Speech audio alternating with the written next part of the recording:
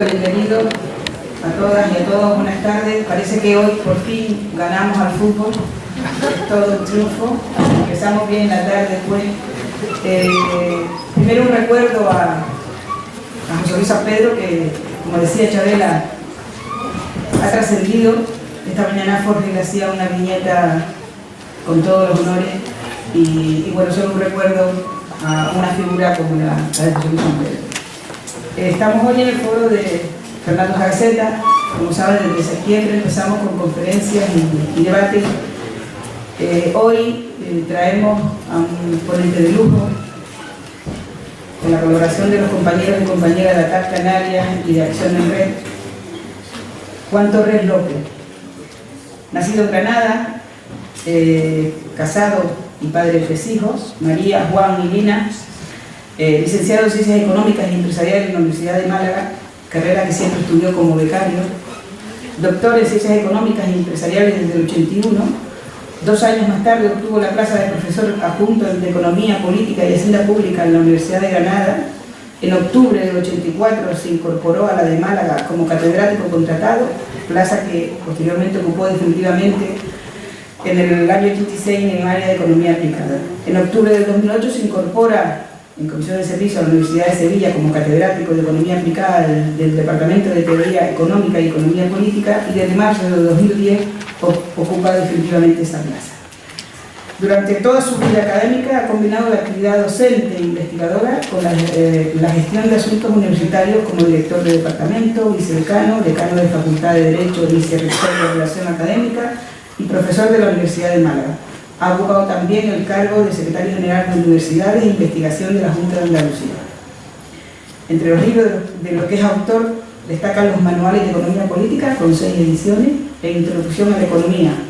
Otro de sus libros son Economía de la Comunicación de Masa, La Empresa Industrial Granadina, Análisis Económico del Derecho, Panorama Doctrinal, Tecnología de la Información, Impacto en Usos Sociales, Desigualdad y Crisis Económica, El Reparto de la Tarta, con 2 ediciones también Economía del Delito y de las Penas, con Alberto Montero, La Economía Andaluza, España va bien y el mundo tampoco, Neoliberalismo, Sociedad, Trabajo y Poder Financiero. También es autor de un manual de economía y otro de economía de la empresa para bachilleres. Ha coordinado y dirigido libros colectivos como La otra cara de la política económica, España 1984-1994, Pensiones públicas y Mañana qué, Venezuela contracorriente, Los orígenes y las claves de la revolución bolivariana. Sobre la reciente crisis económica ha publicado La crisis financiera, guía para entenderla y explicarla, con la colaboración de Alberto Garzón. Un pequeño texto de divulgación también distribuido gratuitamente por la red en versión PDF, del que se han realizado docenas de miles de descargas y que han llegado a tener cerca de 500.000 referencias en páginas de web de todo el mundo. En el 2010 publica Desigualdades, Mujeres y Hombres en la Crisis Financiera, con Lina Gálvez Muñoz. Más tarde, La crisis de las hipotecas basura, ¿Por qué se cayó todo y no se ha hundido nada?, con la colaboración también de Alberto Garzón. Participó como coautor en el bestseller Reacciona, y más recientemente ha publicado con Vincent Navarro y Alberto Garzón Hay alternativas, propuestas para crear empleo y bienestar en España. Ha escrito alrededor de un centenar de artículos científicos o ponencias en reuniones y congresos y unos 600 artículos de divulgación económica o análisis político, además de haber impartido docencia en diversas universidades españolas y extranjeras, y docenas de seminarios y conferencias de todo tipo, en todo tipo de foros, y ha dirigido 9 tesis doctorales y diversos proyectos de investigación. Es también colaborador de numerosas organizaciones no gubernamentales, de asociaciones ciudadanas y sindicatos, y ha actuado en ocasiones como consultor internacional y asesor de gobiernos e instituciones internacionales. Es miembro del Consejo Científico de ATAC España. Su página web, yo creo que hoy casi todos la conocemos, pero la repito, juantorreslopez.com. 2 curiosidades. Colecciona graffiti que fotografía en las paredes de las calles y lo publica en un blog. Colección de grafitis.blogspot.com. Y luego nuestro hombre que también ha cultivado el cuerpo y su gran proeza deportiva, casi la única, dice su página web, fue cruzar el Pirineo desde Saint-Pierre-de-Port a Roncesvalles en verano del 2009, por eso se nos conserva también como se nos conserva, ¿no? Decía San Pedro que hay dos tipos de economistas: los que trabajan para hacer más ricos a los ricos y los que trabajan para hacer menos pobres a los pobres. Sin duda, Juan Torres es de los segundos.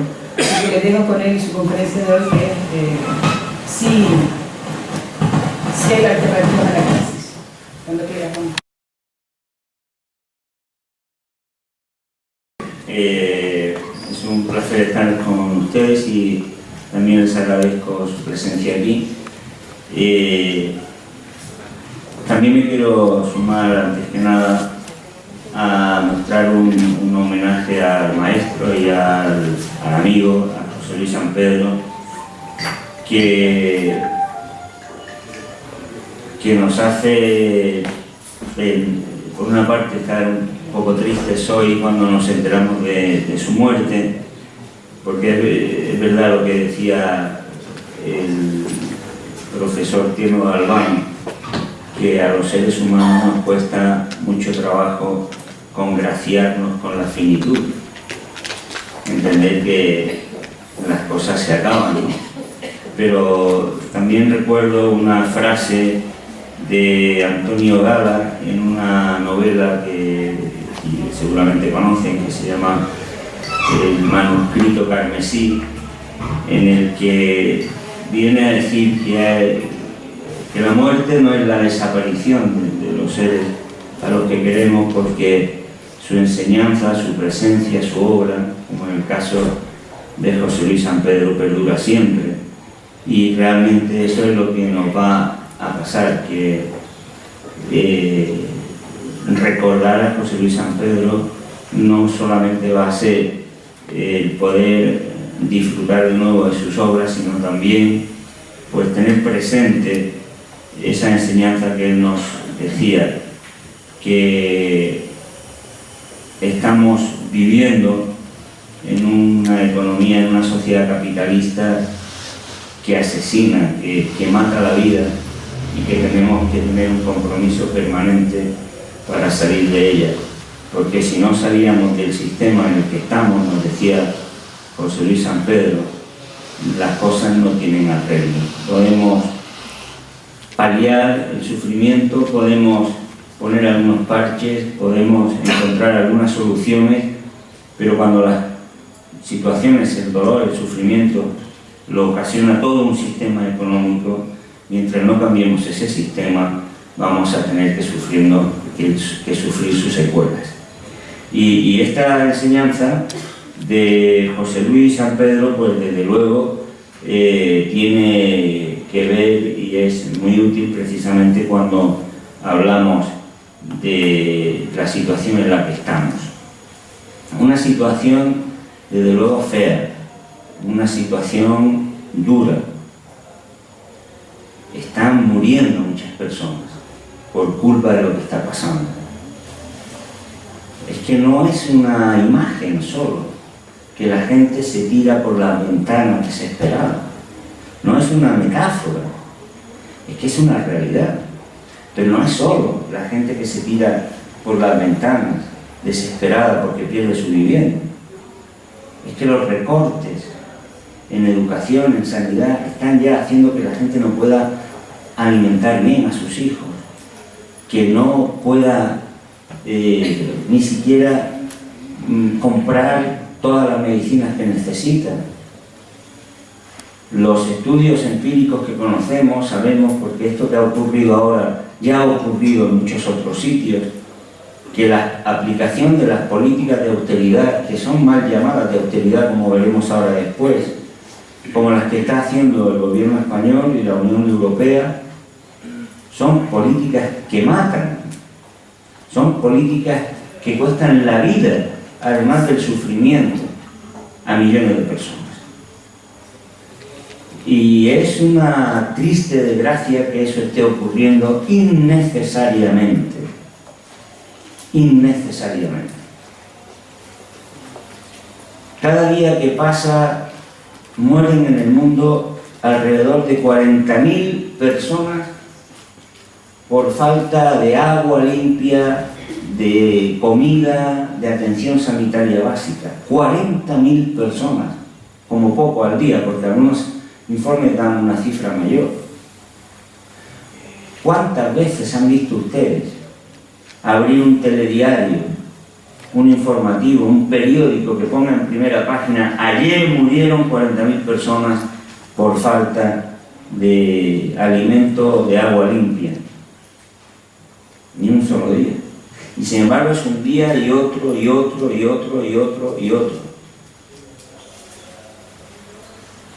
Es un mundo feo. Y es un mundo feo porque además es un mundo mentiroso, en el que nos dicen que todo eso pasa porque no hay recursos, cuando sabemos que solo con lo que ganan las 100 personas más ricas del mundo podían entrar aquí de sobra, en esta sala, reunirlas en 4 años, en un solo año. Imagínense que a ustedes le dijeran: oiga, señora, señor, renuncia usted a un año de ingreso para que la pobreza y la muerte de millones de personas por falta de alimento, de agua limpia, de atención sanitaria básica, se acaben en el planeta. Ni siquiera son capaces de renunciar a eso, con el ingreso de 100 personas. Y sin embargo siguen muriéndose prácticamente cada segundo un niño porque no hay alimento para él, ¿no? Y ahora estamos entrando, o hemos entrado ya desde hace bastantes años, 5 años prácticamente, en una crisis que no es nueva, ni mucho menos, que es una crisis más de las que prácticamente sin cesar se vienen dando desde finales del siglo XVIII, que está provocando el hundimiento de todas las economías y que amenaza con prolongarse en el tiempo de una manera trágica. A mí me gustaría, en cualquier caso, hablar de todo esto, pero en términos positivos, porque creo que lo importante es plantear qué se puede hacer. Yo sé que esto cada día que pasa es más complicado, porque, claro, el enfermo va degenerando. A mí ahora mucha gente me pregunta: ¿pero qué se podría hacer hoy? Digo, el mal momento me lo preguntas, porque cada día que pasa, cada hora que pasa, se produce un deterioro mayor de la situación en la que estamos. Pero hablemos de alternativas, hablemos qué se puede hacer frente a todo esto que está pasando. Porque lo primero que tenemos que quitarnos de la cabeza es que lo que nos está ocurriendo es una especie de designio sobrenatural frente al cual no podemos hacer nada. Es falso, es mentira. La prueba más evidente de ello es que en otros lugares se han hecho políticas diferentes y los efectos han sido distintos. Por lo tanto, lo primero que tenemos que saber es que se pueden hacer otras cosas. Podemos hacer y responder de una manera diferente a lo que está ocurriendo. Yo creo que para hablar de alternativas, para hablar de cómo sanar a un enfermo, digámoslo así, ¿no?, lo más importante es conocer las causas. Si no conocemos las causas que producen el mal de alguien, de una persona, o en este caso una sociedad, de una economía, es imposible. Solo un milagro permite curarlo. Y yo creo que hay que conocer las causas. Y creo que el primer problema que estamos teniendo para salir de la crisis y de la situación en la que estamos es que se está produciendo una auténtica estafa a la ciudadanía, ocultándole las causas de lo que está ocurriendo. Bien, es verdad que la ciudadanía tiene la responsabilidad de procurar entender las causas de los males que sufre, sin esperar a que los que causan esos males le expliquen por qué los producen.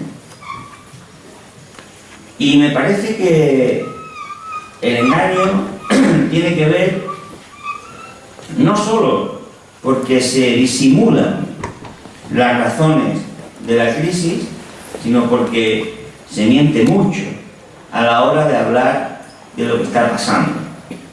Y claro, a base de repetir una y otra vez que lo que está pasando es que no tenemos recursos, que el estado del bienestar es muy caro, que la educación es muy cara, que la enseñanza es muy cara, que las pensiones son muy caras, que no podemos hacer otra política porque Europa nos impone lo que hay que hacer, pues la gente termina creyéndose que eso es verdad.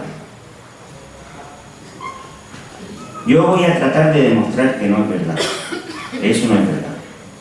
Creo que el primer engaño consiste en explicar mal lo que ha pasado, en quedarse solo en la superficie de los procesos, de los fenómenos que han ocurrido.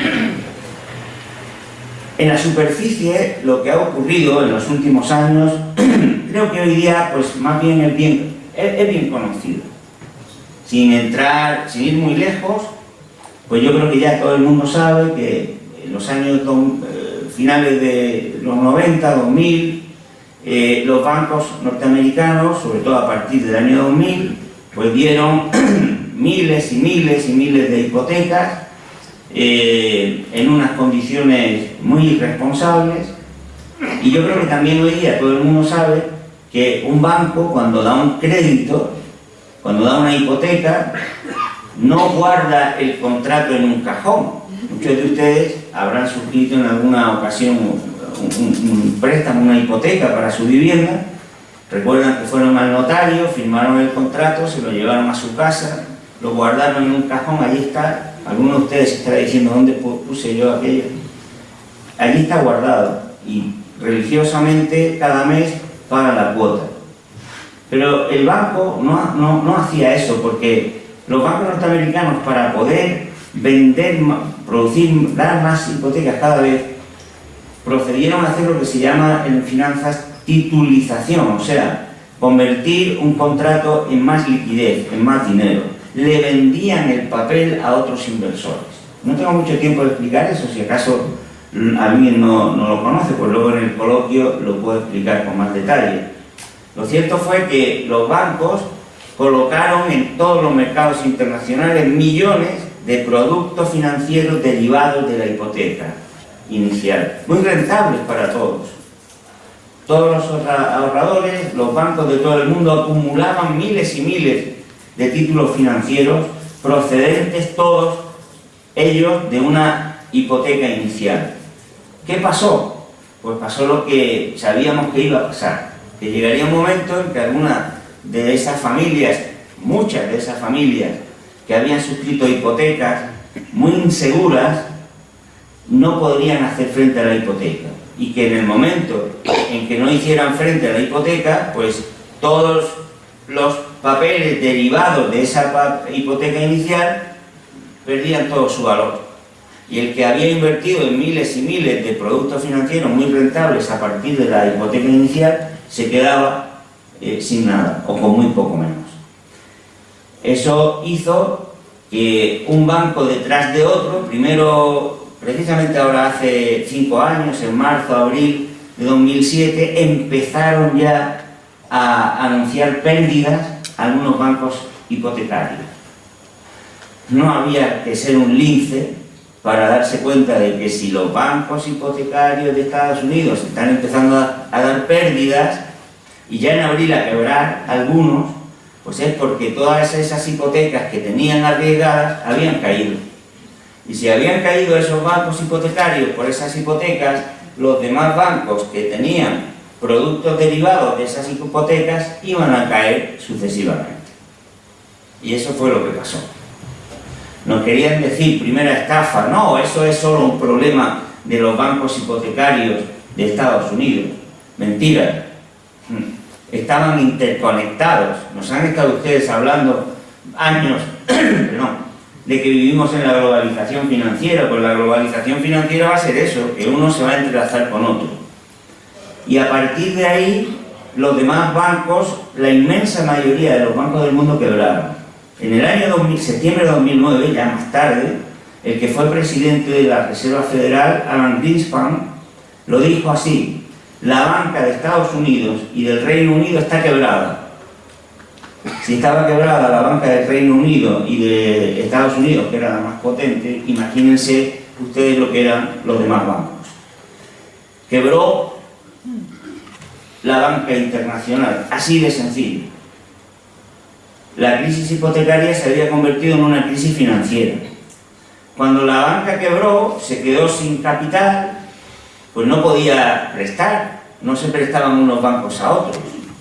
Y al no prestarse unos bancos a otros, no prestaban tampoco a las empresas. Al no prestar a las empresas se empezaron a quedar sin crédito, empezaron a cerrar porque no se podían financiar. Y al quedarse sin crédito y al cerrar, empezó a aumentar el desempleo, y al aumentar el desempleo caía la demanda, y al caer la demanda caían más empresas, y se produjo una crisis económica. La crisis hipotecaria se había convertido en crisis financiera, y la crisis financiera se había convertido en una crisis económica casi global. ¿Cómo reaccionaron las autoridades? Como era lógico, salvando a los suyos. Dijeron, bueno, esto es un agujero que tienen los bancos, hay que ayudar a los bancos porque son demasiado grandes. Si se caen, nos caemos todos. También era otra mentira. Y entonces se dedicaron a inyectar dinero a mansalva a los bancos. Ustedes recuerdan que veían los telediarios y empezaba, el Banco Central Europeo inyecta 300.000 millones de dólares a la banca. 3 días antes no había dinero para nadie. Y ahora había dinero para darle miles y miles y cientos de miles de millones a los bancos. Pero el agujero de la banca era tan grande que ni siquiera así lograron que se tapara. Era como cuando echamos agua en un cesto, se viene abajo. ¿Qué ocurrió? Que la crisis iba más. Cuando se dieron cuenta de que la situación iba muy en serio, pusieron en marcha lo que sabemos que puede frenar esas situaciones, que son programas de gasto muy fuertes, inyecciones de dinero muy fuertes. Eso lo había inventado, lo había descubierto un economista en el siglo XVIII, Sismondi. Luego Marx le había dado cuerpo a eso.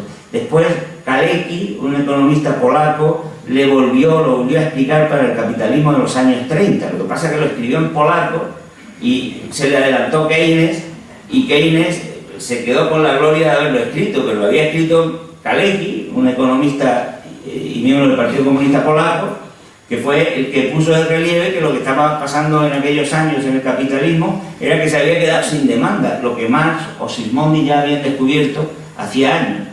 Y entonces dijo, o aquí meten ustedes gasto o esto se viene abajo.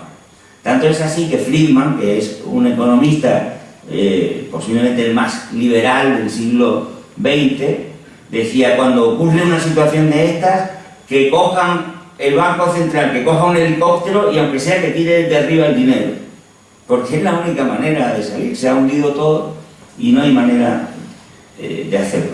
Pero esa inyección que hicieron los gobiernos, sobre todo en Europa, fue muy escasa y duró muy poco. ¿Y qué pasó? Pues que volvió la economía a caerse. ¿Y cuál fue la consecuencia de eso? Pues que como no lograron sacar a flote la economía, por 2 razones. Primero, porque no resolvieron el problema financiero, porque salvaron a la banca, pero no salvaron al sector financiero. Se dan cuenta de eso, ¿no? La diferencia entre un banquero y el sector financiero. Salvan el bolsillo, salvan la cartera del banquero, pero no salvan al sistema financiero. Y en segundo lugar, porque dejaron que la economía se viniera abajo por falta de gasto. Entonces, lo que habían conseguido, ¿qué era? Pues que los gastos públicos se habían desbordado en un país como España, que en 2008 tenía superávit presupuestario. De pronto se nos fue el déficit, lógico, porque además, al caer la actividad económica, los ingresos del Estado, lógicamente, cayeron una barbaridad. Cayeron los ingresos, aumentaron los gastos del Estado, luego la deuda pública, la deuda del Estado, subió una barbaridad. Y ahora los gobiernos tienen que financiar esa deuda. En condiciones normales, como por ejemplo Estados Unidos, Japón, Rusia, Brasil, Reino Unido, los gobiernos van al Banco Central y el Banco Central le da dinero, se lo puede dar al 0%. Normalmente no lo dan al 0% porque tienen unos gastos de administración, pero bueno, se lo puede dar al 0,25%, al 0% lo ha estado dando el Banco de Japón mucho tiempo. Pero en Europa tenemos un tratado de Maastricht y luego un tratado de Lisboa que establece que el Banco Central Europeo no puede financiar a los gobiernos.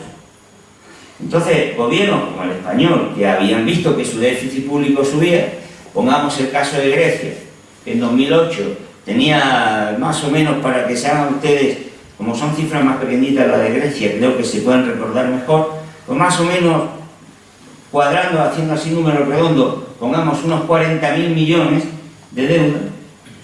Como el Banco Central Europeo no lo podía financiar, ¿quién se lo iba a financiar? La banca privada. Dirán ustedes, pero si me acaba usted de decir que la banca privada no tenía dinero porque estaba quebrada, no pasa nada. El Banco Central Europeo le daba el dinero a la banca privada al 0, ahora se lo está dando al 0,75, antes al 1%, y la banca privada le prestaba a los gobiernos al 5, el 6, hasta el 30% se lo llegó a prestar a Grecia. ¿Consecuencia cuál fue? Pues que la crisis económica ya había cambiado. Ya no era solo una crisis económica. Ahora era una crisis de deuda impresionante, de deuda soberana. ¿Por qué? Pues porque los mercados no financian, como digo, al 0% o al 0,25 o al 1%. Financian, como he dicho, al 5, al 6 o al 7.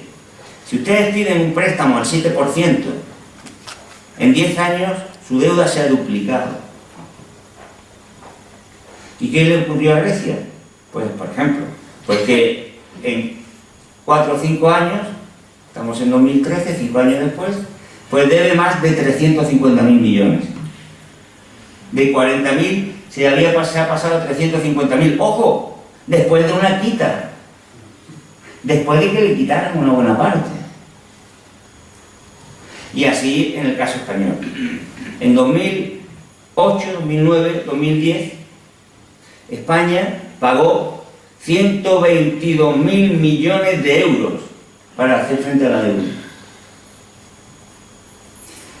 O sea, se crea una crisis de deuda pública porque los especuladores, viendo que los gobiernos no van al Banco Central tranquilamente a financiarse, sino que van a los mercados, ¿qué es lo que hacen? Pues aprovechar y apostar a que se van a hundir esas economías con todos esos armas de inversión financiera que en realidad son armas de terrorismo financiero, porque lo que ocasionan es la quiebra o un daño financiero tremendo a los gobiernos. En definitiva, como digo, la crisis económica se había convertido en una crisis de deuda. Y en eso estamos. Pero claro, el problema ni siquiera se para ahí. He comentado la secuencia, ¿no? O sea, cómo las hipotecas basura, que luego se llamaron así, ha terminado convirtiéndose en una crisis de deuda económica, financiera, etc. Pero es que el mundo no es eso. Es que paralelamente los inversores financieros están metidos en los mercados agrarios apostando a que suban los precios de los productos alimenticios, están provocando hambrunas. Hace poco acaba de publicarse un informe de la OCDE, hace días, y demuestra que el 70% de los cambios en los productos de las materias primas se debe a especulación financiera. Solo el 30% de esos cambios se debe a modificaciones en la oferta o en la demanda. Y eso es lo que provoca hambruna, hambre, como les decía antes.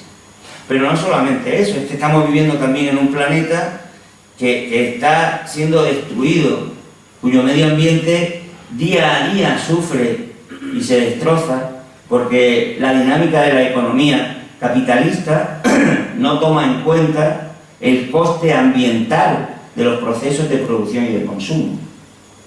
De manera que no es que vivamos en una crisis financiera económica, es que además es una crisis ambiental. Pero es que no solamente ocurre eso. Es que, curiosamente, los mismos gobiernos que han tomado medidas que han llevado a la crisis están siendo apoyados por la gente que está perdiendo sus viviendas, que está perdiendo sus empleos, que está perdiendo a sus familias, y que la gente permanece prácticamente en silencio. No digo que en silencio total, pero desde luego en un silencio de momento insuficiente para que esto se frene, lo cual nos indica claramente, después volveré sobre ello, que estamos viviendo también una crisis social, política. Estamos viviendo una crisis financiera, ambiental, económica, que además se traduce en golpes de Estado, como en Grecia o en Italia. Basta que un presidente anuncie la posibilidad de hacer un referéndum para que se le haga dimitir. El propio Rajoy lo dijo en la tribuna del Parlamento. Yo no sé cómo aquello no ocasionó que los parlamentarios se levantaran y se fueran, cuando dijo: no tenemos libertad para actuar. Oiga, si usted no tiene libertad, váyanse de ahí.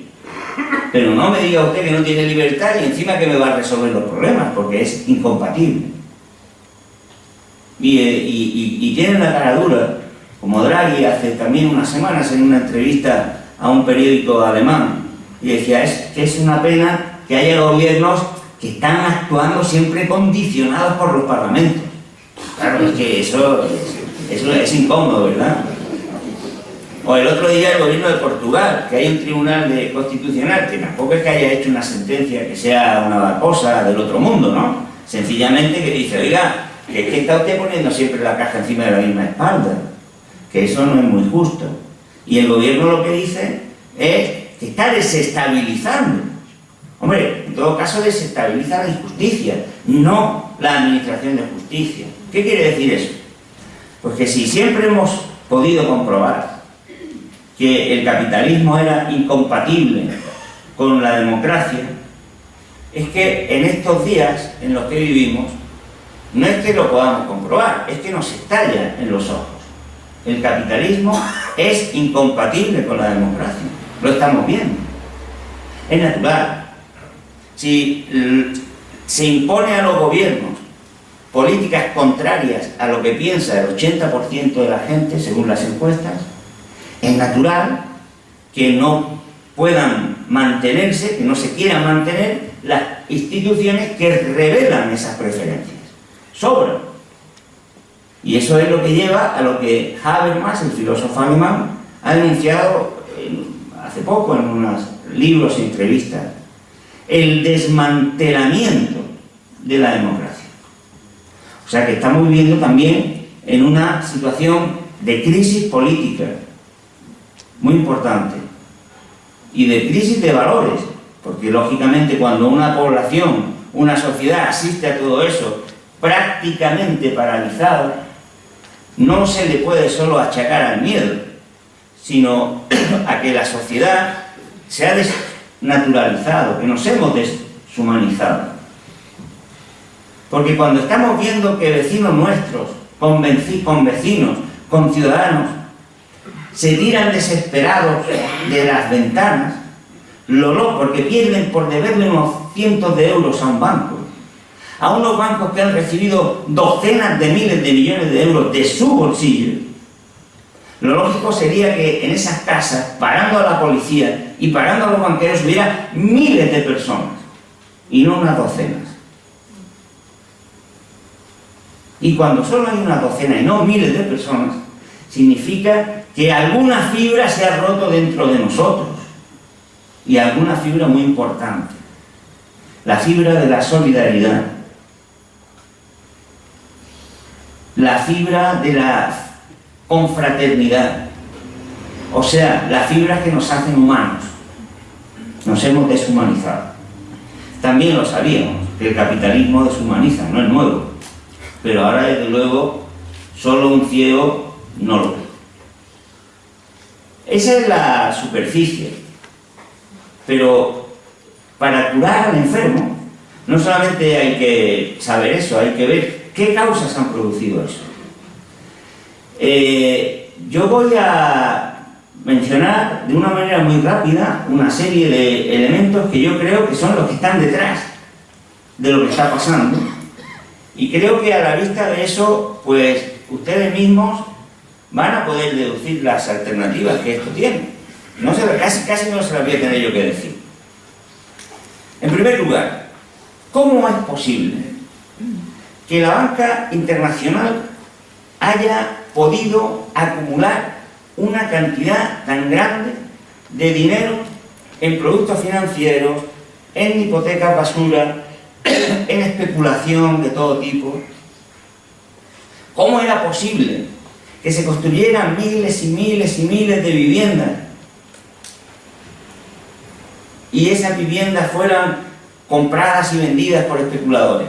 Porque, ojo, no se dejen ustedes engañar.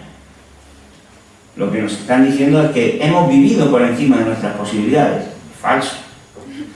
Cuando analizamos quién debe en España, la deuda privada, observamos que las familias deben, en total, o sea, la deuda que corresponde a la familia es más o menos el 20%. Una parte pequeña, pequeñas y medianas empresas, otro 20% al Estado, más o menos. Y el resto, grandes empresas industriales o financieras. Es más, incluso cuando analizamos la deuda privada de las familias, lo que vemos es que prácticamente las 3/4 partes del 40% de las familias más pobres solo tienen como deuda la deuda de la primera vivienda. Y si esa deuda es elevada, o sea, si cualquiera de ustedes que tenga una hipoteca sobre un único piso donde viven, si tienen una hipoteca muy alta, no es porque ustedes hayan vivido por encima de sus posibilidades, porque ustedes recordarán bien claramente que quien puso el precio de ese piso para hipotecarlo fue el banco, cosa completamente anómala, y una de las partes sea la que ponga el precio. Y eso es la inmensa mayoría de las familias. La deuda privada en España no es porque las familias hayan vivido por encima de sus posibilidades. Es falso. Lo mismo que es falso que nuestro Estado haya vivido por encima de sus posibilidades, porque estamos por debajo del nivel de gasto público y sobre todo del nivel de gasto social de la media europea. Por lo tanto, no es verdad. No tengo ahora tiempo para dar los números, pero es así. Lo que ha ocurrido es otra cosa, y es muy importante que ustedes lo tengan en la cabeza y lo expliquen. Por una parte, que la deuda que nos quieren presentar como el resultado de nuestro despilfarro, como el resultado de que vivimos por encima de nuestras posibilidades, es el negocio de los bancos. Los bancos ganan dinero dando créditos, porque cada vez que dan un crédito, crean dinero bancario, y al crear dinero, crean dinero y crean poder.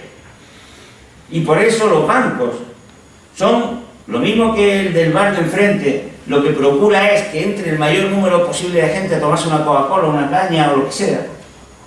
Los bancos lo que procuran es que se hagan políticas que den lugar a que la gente y las empresas se endeuden en el mayor volumen de lo posible, porque ese es su negocio.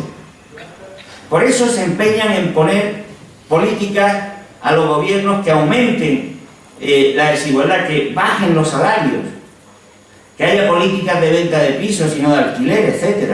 Es decir, políticas que obligan a que aumente la deuda. Y eso fue y es lo que explica el constante incremento de la deuda en el mundo. Ahora lo van a ver ustedes. Pero en segundo lugar también, porque verán ustedes, no hace falta ser tampoco un premio Nobel de Economía para entenderlo.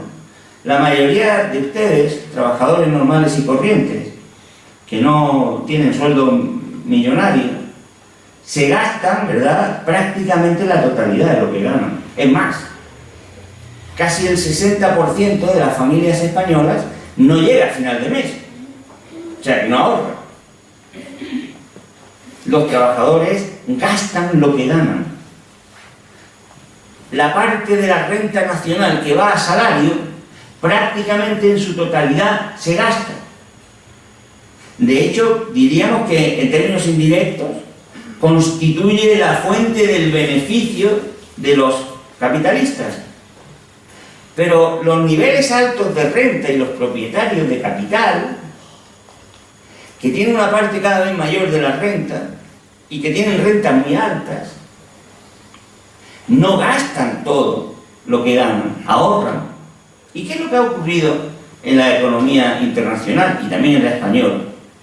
Pues que la parte de la renta que corresponde a los trabajadores ha ido bajando progresivamente en los últimos años.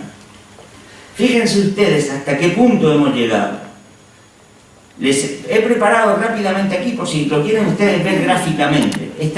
Ahí están los niveles de renta que corresponden al 90% de renta más baja de la economía de Estados Unidos, en diferentes etapas. Ven ustedes que los puntos más bajos, es decir, los años en los que al 90% de menos renta de la sociedad le correspondió la menor parte de la tarta, fueron precisamente en el año 29 y en el año 2007. O sea, cuando estallan las dos grandes crisis económicas.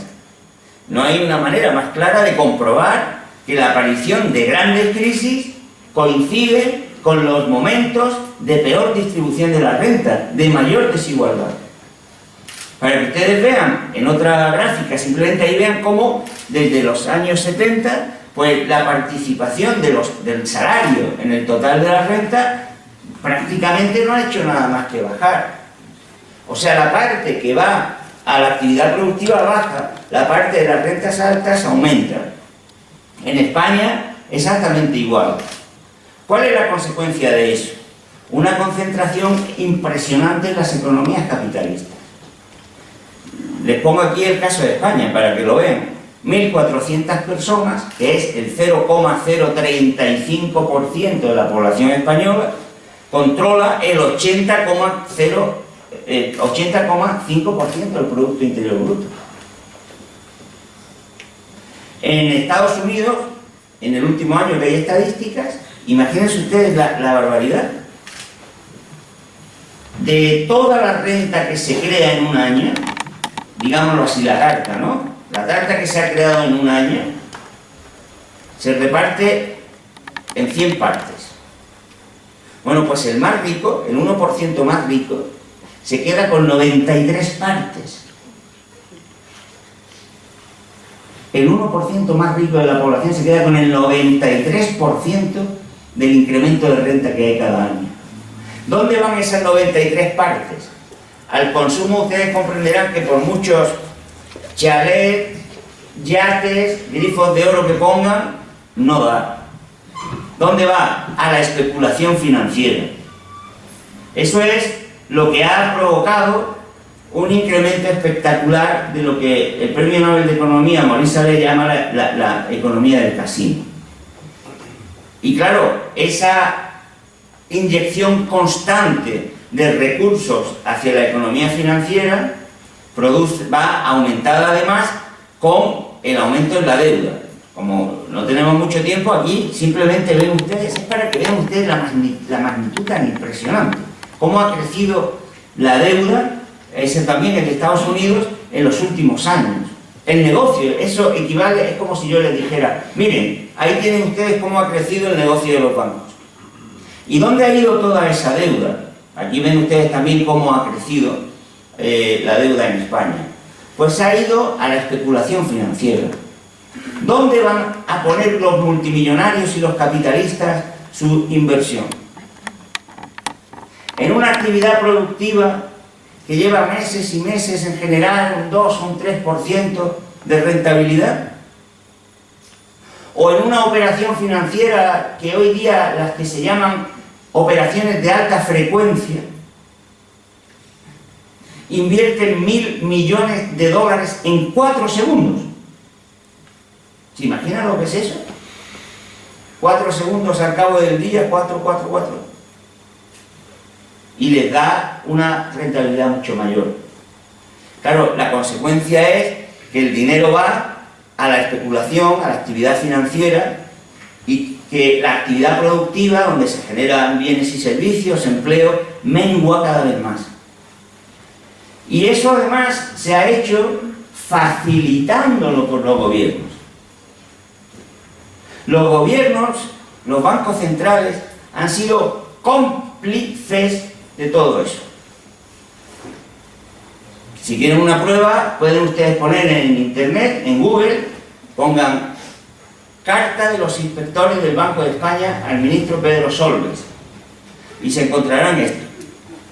Esta es una copia de la carta que los inspectores del Banco de España enviaron a Solbes, vicepresidente del gobierno socialista, bueno, por llamarlo de alguna manera, en el año 96, diciéndole, lo pueden ustedes leer ahí, que el gobernador, a la sazón Jaime Caruana, nombrado por el PP, porque aquí tal para cual, estaba actuando con pasividad frente al riesgo que se acumulaba en el sistema bancario español, que se estaban generando problemas gravísimos y que los directivos del Banco de España no estaban haciendo nada. Ahí tienen ustedes la carta.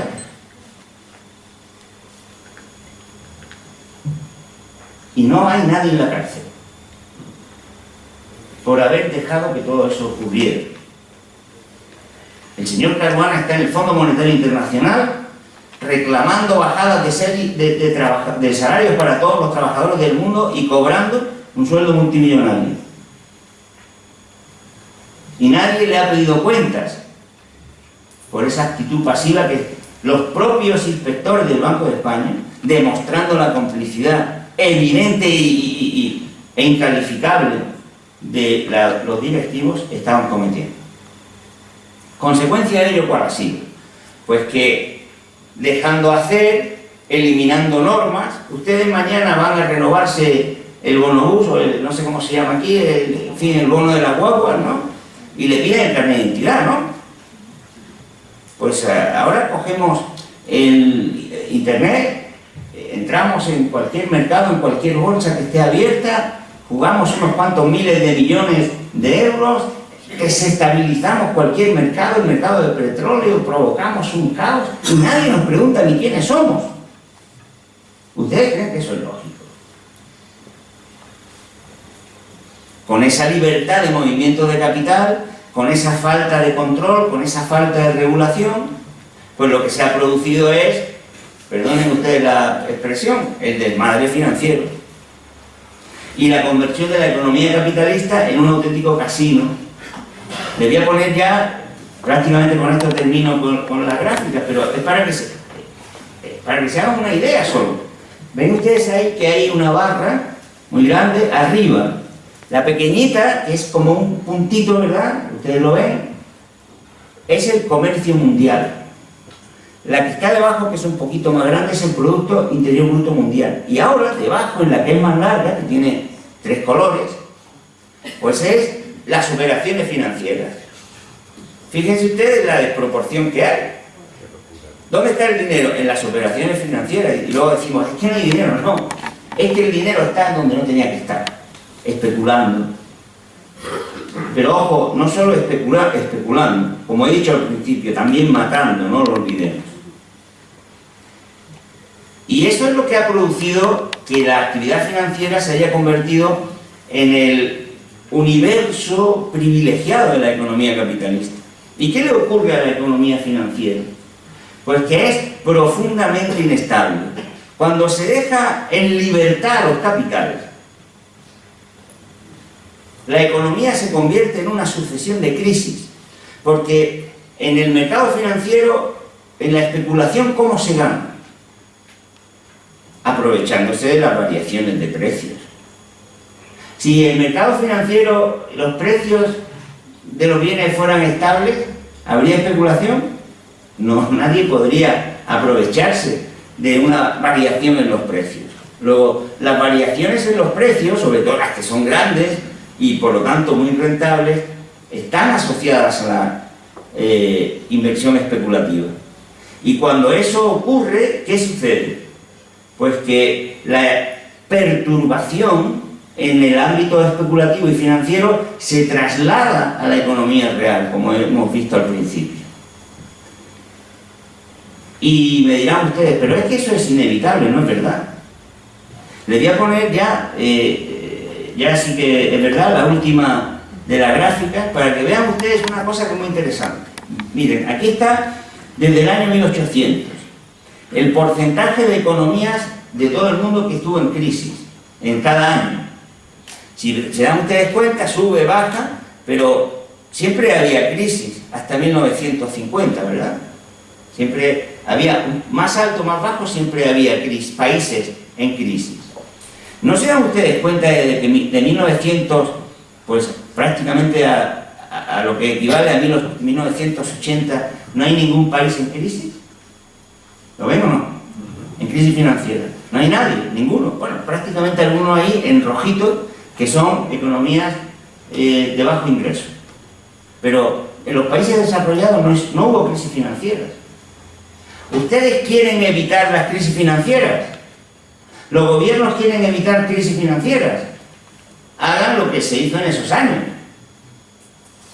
No digo que no hubiera otros problemas, he escrito un libro poniendo de relieve los problemas que había en aquellos años, pero desde luego ahí está la prueba de que crisis financieras no había. ¿Por qué? Porque había control de los movimientos de capital. Los movimientos de capital estaban controlados. ¿Por qué es lo normal? Porque como dice Eduardo Galeano, lo que no tiene sentido es que el dinero sea más libre que los seres humanos en nuestro planeta. Que tenga más libertad el dinero que los seres humanos. Y había vigilancia nacional. Y había un sistema bancario que estaba obligado a invertir en la financiación de la economía productiva. Y no lo que pasó después, que fíjense cómo han multiplicado de nuevo los países con crisis financieras. En definitiva, lo que ha ocurrido en todos estos años es que se ha dejado hacer al dinero financiero especulativo y el dinero financiero especulativo ha cometido un auténtico desastre en toda la economía. Y el sistema bancario y el sistema financiero se han hundido. Esa es la situación en la que estamos.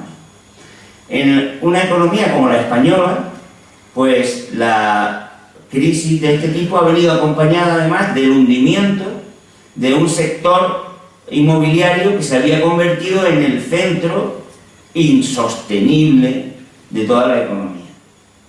Y claro, la vinculación de una cosa, la unión de una cosa con otra en el caso español ha hecho que el efecto de la crisis en nuestro país sea mucho mayor. Si hasta aquí hemos llegado, ¿qué respuesta se le puede dar a esto? Pues miren ustedes, no nos engañemos. A esto, en el seno de un sistema en el que el régimen de propiedad, el régimen de control del dinero y el régimen de utilización de los recursos productivos solo está orientado a tener beneficios, pues tiene muy poco arreglo. No se engañen ustedes. No nos engañemos. Mientras las economías en las que vivimos sean economías capitalistas, cuyo objetivo, cuyo norte, cuya única lógica de actuación es el lucro, lo que podemos obtener es lo que obtiene el capitalismo, mucho lucro. Pero desentiéndanse de los demás. Y cuando además ese lucro, como ocurre en la fase neoliberal en la que estamos, es un lucro desbocado, como nunca ha ocurrido, pues eso va acompañado de crisis permanentes. Por lo tanto, no nos engañemos, Cuando hasta los propios líderes conservadores, Sarkozy decía, hay que refundar el capitalismo, lo reconocían. Si es que no hace falta, no es que yo eso lo diga porque sea más o menos radical, si es que la naturaleza sistémica de la crisis, es decir, que afecta, que está provocada por la naturaleza del sistema en el que estamos, lo reconoce cualquier observador real. Otra cosa es estar interesado en cambiar eso o no. Sarkozy era honesto. decía lo que hay que hacer es refundar el capitalismo. Está en su derecho. A mí me parece que no vale la pena refundarlo. Mi opción personal es transformar una economía como esta. Ahora, ¿cómo se hace eso? Porque del feudalismo al capitalismo pasaron en algunos sitios hasta 400 años. Algunas opciones políticas, ideológicas, dicen es que hay que acabar con el capitalismo. Vale, estoy de acuerdo. Pero me parece a mí que eso no es muy operativo. Yo lo que creo es que hay que dar respuestas a los problemas que tenemos hoy y procurar que la sociedad se involucre en ese tipo de respuestas para que la sociedad se movilice, se empodere, se conciencie y sea capaz de darle la vuelta al mundo en el que estamos. Y además eso se puede hacer, porque como acabo de demostrar ahí, hay fórmulas alternativas para ir conquistando parcelas de transformación y darle respuestas a los problemas que hay. Pensemos en la economía española en la actualidad. ¿Qué dos grandes problemas tiene la economía española hoy día para crear empleo, para crear riqueza? En primer lugar, que las empresas ni disponen de financiación, ni disponen de clientes, ni disponen de demanda. Hay que garantizarles financiación, hay que garantizarles demanda. ¿Podemos garantizar la financiación? Mañana mismo podría hacerlo un gobierno. Ayer el presidente Rajoy decía que pedía al Banco Central Europeo que inyecte dinero en la economía. Él sabe que no lo va a hacer. Pero vamos, yo me alegro que lo haya pedido porque creo que hay que reclamarlo. El problema es que si lo reclamas con la boca chica... Pero es que hay una fórmula mucho más elemental, más fácil. Si un gobierno en España quisiera, en pocas semanas podría estar fluyendo el crédito a la economía, sin ni siquiera tener que cambiar el orden normativo europeo, que yo, por cierto, creo que hay que luchar para cambiar. Porque el Tratado de Lisboa dice efectivamente que el Banco Central Europeo no puede financiar a los gobiernos, pero sí a una entidad pública de crédito. Si el gobierno español creara una entidad pública de crédito, esa entidad pública de crédito podría ir al Banco Central Europeo, podría tener el dinero al 0,75 y podría estar financiando, quizá al 1, para compensar gastos de administración al conjunto de la economía. Así, por ejemplo, se podría empezar a financiar la economía. Por cierto, también oyen ustedes muy a menudo, es que claro, los gobiernos autonómicos no pueden hacer nada, están atados de pies y manos. Oiga, el gobierno de mi comunidad, yo voy a ir, me han llamado a una comparecencia en el Parlamento en mayo para hablar de este tema, se lo voy a decir. Digo, ¿cómo? Ustedes se preguntan que qué pueden hacer, ¿creen ustedes una entidad pública de crédito? O el gobierno de aquí de Canarias, no quiero darle lecciones, vamos, no tengo que darle ideas a nadie, pero que creen una entidad pública de crédito y que vaya al Banco Central Europeo. Y cuando no se lo dé, que se lo tiene que dar, ya veremos a ver lo que ocurre. Vayamos a la ciudadanía a ver qué pasa.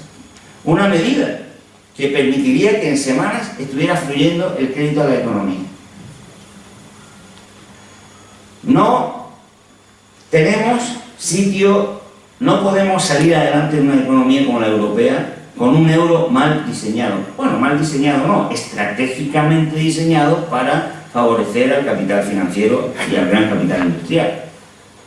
Se dice mal diseñado, pero en realidad no, estuvo perfectamente diseñado para lo que se proponía. Pero desde el punto de vista de los intereses nacionales, y sobre todo de los países más de la periferia, no solo de la periferia, sino también para los propios trabajadores de la economía de la sociedad alemana, por ejemplo, el diseño del euro no le conviene.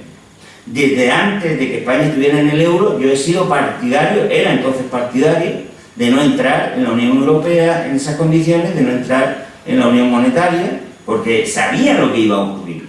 Vamos, no porque yo fuera muy listo, sino porque es que la teoría económica elemental lo señalaba. Pero fíjense, incluso hoy día, que salir del euro sería un conflicto impresionante, al cual yo por otra parte no le temería excesivamente.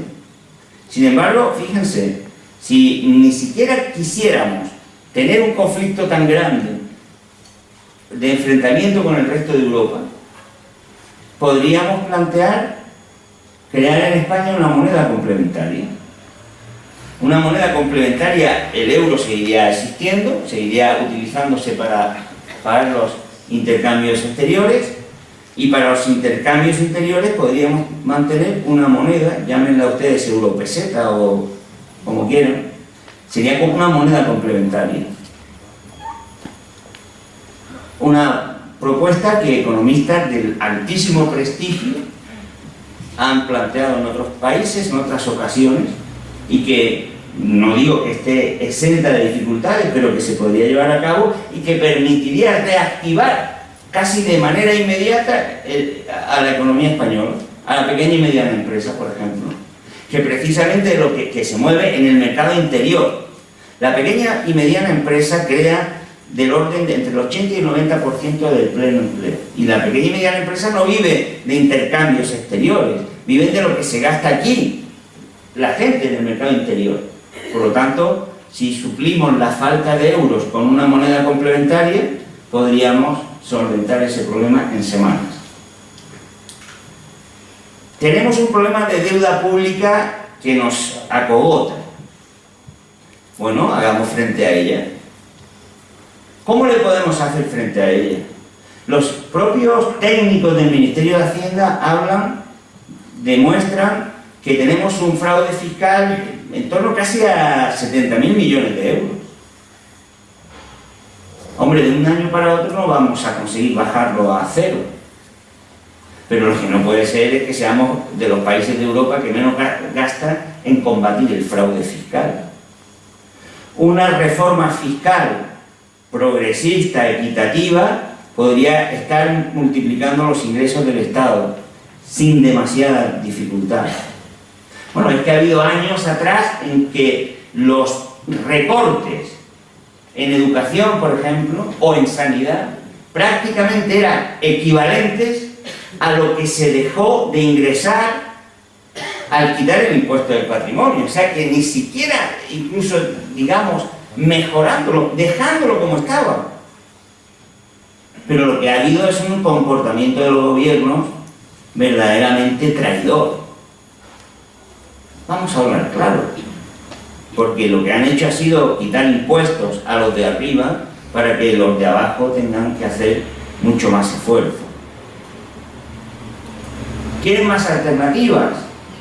¿Por qué no una moratoria en la hipoteca que pagan las familias de menos renta para que estén 2 o 3 años en lugar de pagar 800 euros que paguen, por ejemplo, 600 o 500? Eso puede parecer poco si se ve en una familia, pero si se multiplica por millones de familias, representaría una cantidad mensual que directamente ¿dónde iría? Al consumo, al gasto, a la demanda de pequeñas y medianas empresas. Es decir, hay propuestas alternativas que permitirían recobrar la actividad económica.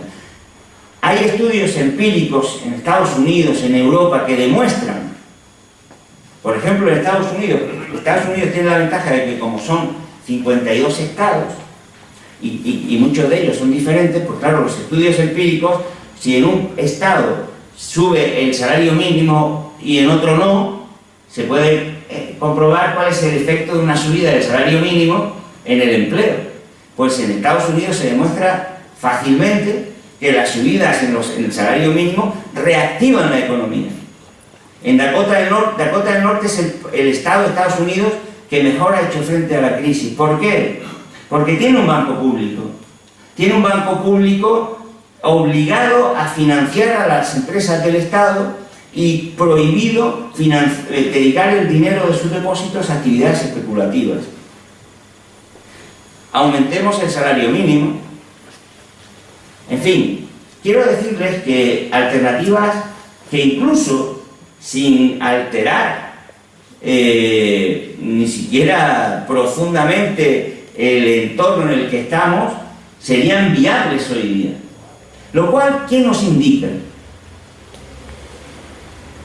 Nos indica una cosa muy elemental que hay que tener en las cabezas, que los problemas económicos no tienen soluciones técnicas.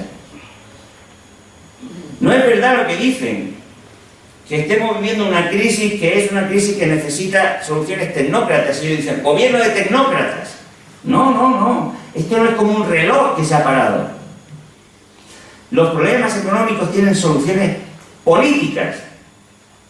¿Qué significa eso? Que los problemas económicos se resuelven decidiendo quién se beneficia o quién no del reparto de la riqueza. Porque estas medidas que yo les he puesto como ejemplo, y que en el libro que escribí con Vicente Navarro y con Alberto Garzón, hay 115 medidas concretas, se podrían tomar. ¿Por qué no las toman?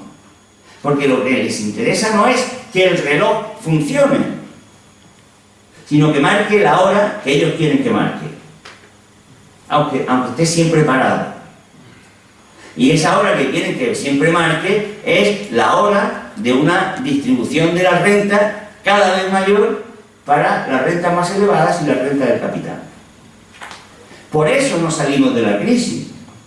No porque no haya soluciones técnicas, que las hay, les he dicho unos ejemplos, sino porque no hay fuerza política para instaurar un modo de reparto diferente y para frenar la lógica distributiva a favor del gran capital que se está imponiendo.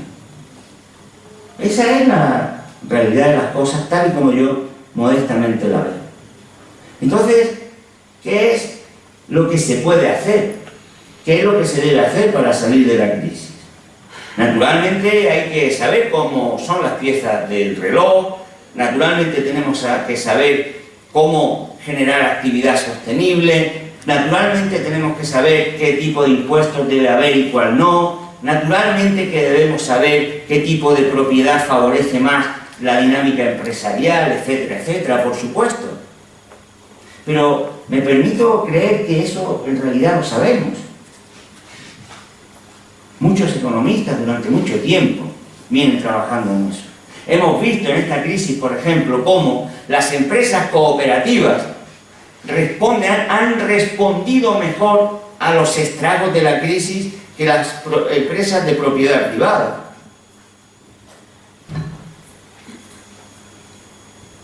Pero no basta solo con eso.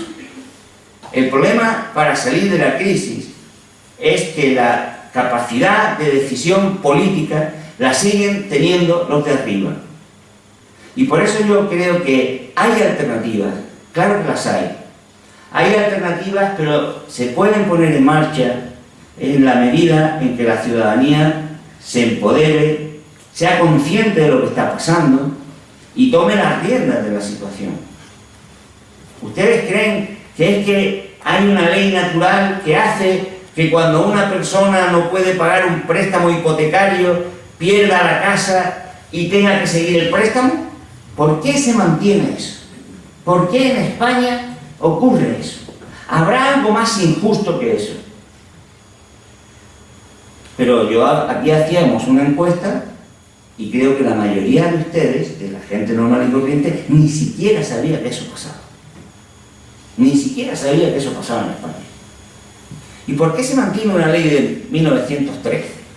Que incluso ahora, cuando se ha metido la bulla que ha habido, incluso una condena europea, ni siquiera así se va a cambiar en un sentido auténticamente comparable a lo que hay en otros países europeos.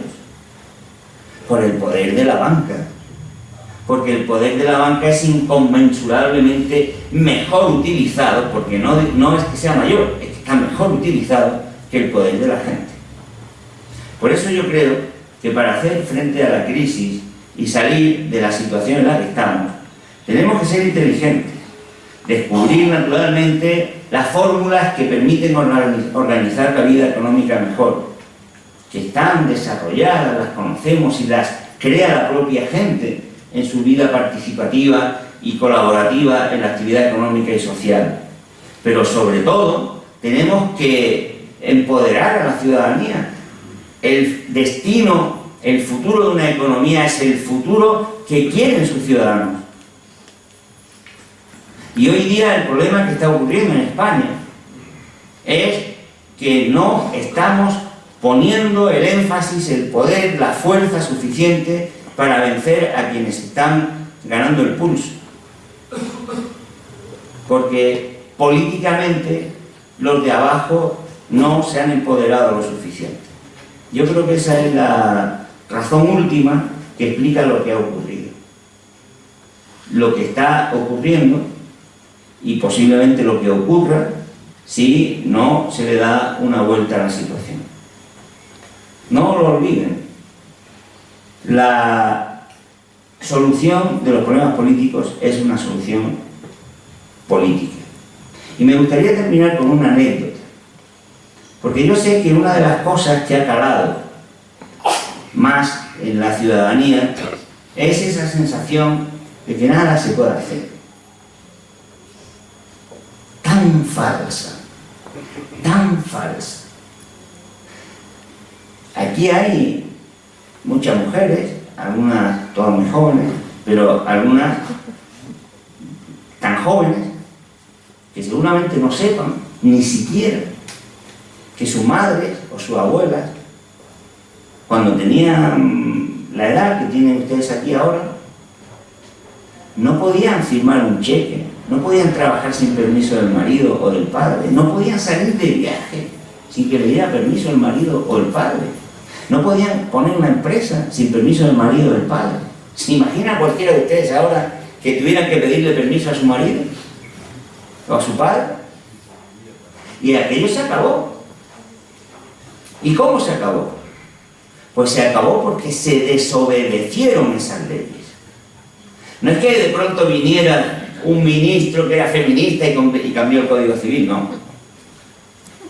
Cambió el Código Civil porque ya nadie cumplía el Código Civil.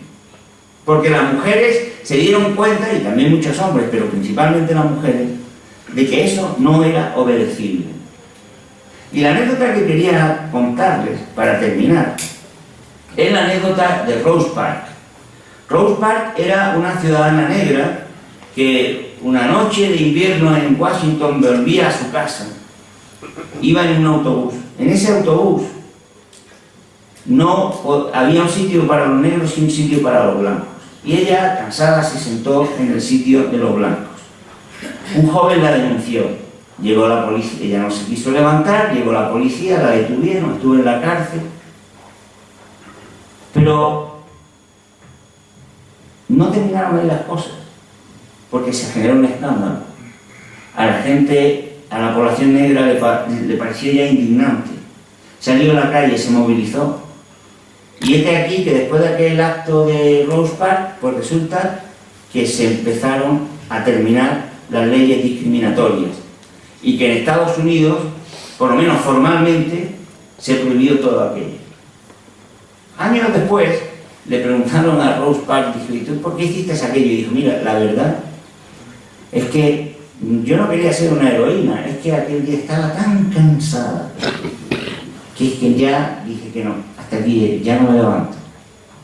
Y después ella escribió unas memorias, y en las memorias dijo una frase que yo quisiera que ustedes guardaran en su cabeza, en su corazón, y que la enseñaran y que la tomaran como guía. Yo creo que es una frase que debería estar en las puertas de cada colegio, en las puertas de cada casa. Decía Rose Park, cuanto más obedecimos, peor nos trataron.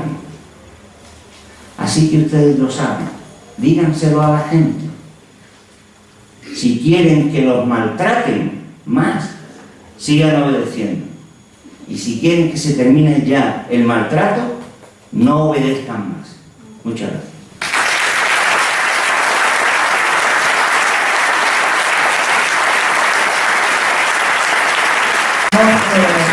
Escasamente son las 20, a las 10 menos cuarto tenemos que dejar la sala, o sea que apenas 20-25 minutos. Si quieren abrimos un turno de palabra y Juan contesta todo al final, ¿te parece, Juan? Lo hacemos así. Pues venga, a ver. Empezamos de la primera fila hacia allá y vamos hacia atrás. Buenas tardes, enhorabuena por la charla. Y me gustaría saber su opinión sobre unas declaraciones del señor Gallardón hoy respecto al tema tan candente de las hipotecas, cuando al referirse a por qué no se va a aprobar la dación en pago tan solicitada y presentada a través de una ILP por 1,5 millones de firmas, avalada por 1,5 millones de firmas, ha dicho que si se aprobara la dación en pago, ello supondría que durante una generación no se podría, los jóvenes no podrían comprar casas porque los bancos cerrarían el grifo de las hipotecas. Creo que es una... ¿Perdón? ¿Los bancos? Cerrarían el grifo de las hipotecas porque la dación en pago lo que haría es que los bancos no permitirían pues los préstamos hipotecarios, ¿no? ¿Qué es lo que usted opina al respecto? Porque creo que es una parte de una manipulación más, teniendo en cuenta que la deuda hipotecaria de viviendas habituales, que es para lo que se pide la dación en pago, es ahora mismo creo que un 3% nada más. Gracias. ¿En esta fila viene además? Sí. Segunda fila. Sí, pero espera, Emilio. Digo yo que vamos a hablar todo, pero digo yo para llevar parte porque si no nos perdemos. No hay más nadie por el medio, ¿no? Pues entonces seguimos atrás. En la segunda fila, la primera fila ahí. Bueno, para el tiempo que tenemos, pues casi se puede, ¿no? Pero perdón, voy a desobedecer. Primero, porque fui el primero que levantó la patita. Y segundo, porque quiero decir unas cosas para que después nos conteste si quiere. Primera, una laguna. Cualquiera no se lo da, ¿eh? Cualquiera no se lo da. Una cosa que no, una palabra que no ha mencionado en tu discurso es la palabra imperialismo. Y yo creo que, tú lo sabes mejor que yo posiblemente, ya esta crisis y el poder del capital financiero ya lo había dicho Hilferding, y después lo había dicho un señor que se llamaba Vladimir Ilich Ulyanov, Lenin. Yo creo que es importante saberlo para que no nos ofusquemos diciendo, bueno, es que esto no se puede solucionar, se solucionó mal. Curiosamente, en los años 50, ¿por qué no hay crisis? Entre otras cosas, yo estoy viviendo en la Alemania federal, bueno, que ahora ya es más federal que antes. Resulta que en esos años existía un país que se llamaba la Unión Soviética y querían los países occidentales poner el escaparate hacia allá. La gente de allá veía la televisión de acá y decía, ¡ay, qué bien vive! Es decir, aquí estábamos interesados, los capitalistas, en que la gente no se sublevara. Y por ahí, precisamente, los poderes que adquirieron los sindicatos en aquella época. Esa es una parte que yo creo es esencial de todo el discurso. Y la otra cosa que me parece que ha faltado ahí, de lo que tú decías, efectivamente, la falta de conciencia de la ciudadanía, entre otras cosas, se debe a un factor que antes no existía, que es la televisión. Una televisión que nos bombardea con los programas basura y fútbol cada 3x4. Es decir, y eso hace que la conciencia de nuestros ciudadanos no aumente, sino se quede estancada. Ya he desobedecido bastante, gracias. Eso es lo que quería decir. Sigue por atrás, si ya que estás ahí, el compañero del micro. ¿Hay por atrás alguna mano medida más? Venga, levanten para que puedan hablar de atrás hacia adelante. Solo es para que el compañero no esté hacia atrás hacia adelante y lo seguimos un orden, nada más. Venga. Bueno, muchísimas gracias, Juan, por tu conferencia. Te leo mucho, pero tengo que decir que nunca te he visto personalmente y creo que gana muchísimo tu mensaje personalmente. Lo único que quiero decir es que creo que valdría la pena esta conferencia, no sé si se va a poder colgar en internet. Creo que valdría la pena. Sí. Mi pregunta es si se va a hacer y si Está grabada para eso. Gracias. ¿Dónde se va a colgar? ¿Cómo se va a colgar?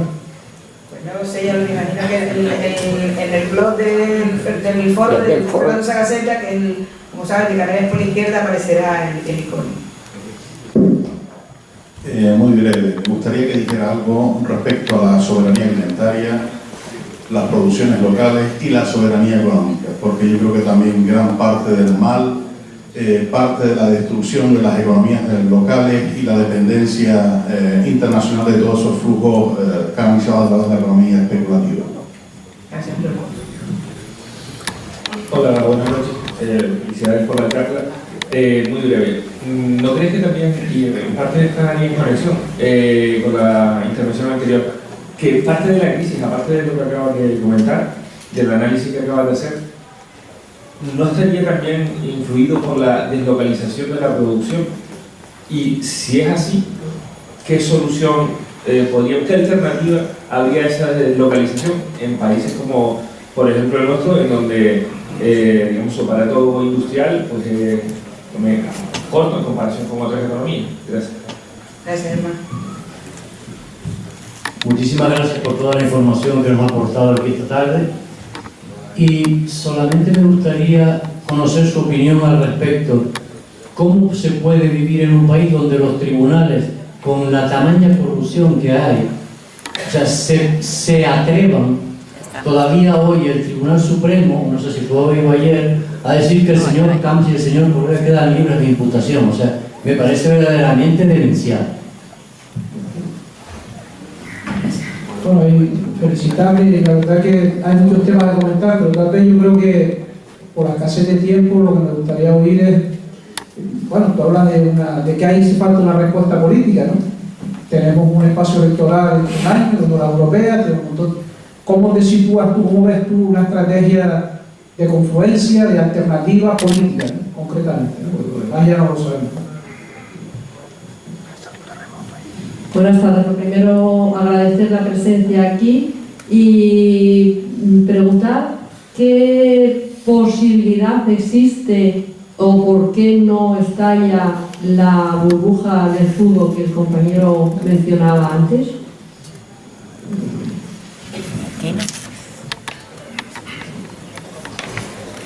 Buenas noches, señor Torres. Mi pregunta también iba dirigida hacia las alternativas políticas que se podrían proponer para salir de la crisis, ¿no?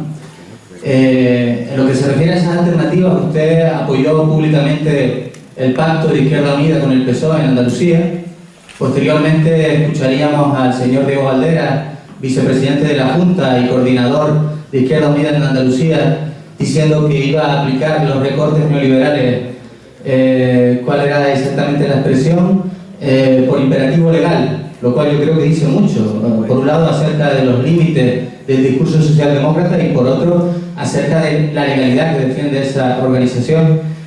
Después de eso a usted se le dijo que, hombre, que cómo había apoyado ese pacto, y usted escribió concretamente en una nota enviada a una publicación digital, la Canaria Semanal, diciendo que, bueno, que pensaba que era innecesario que no gobernara el PP, que nunca pensó que Izquierda Unida fuera a gobernar tan de espaldas al pueblo, y que del PSOE no esperaba nada, aunque previamente había dicho en una emisora local de Canarias que Guiñán era un honrado socialdemócrata y que no había podido hacer más de lo que había hecho.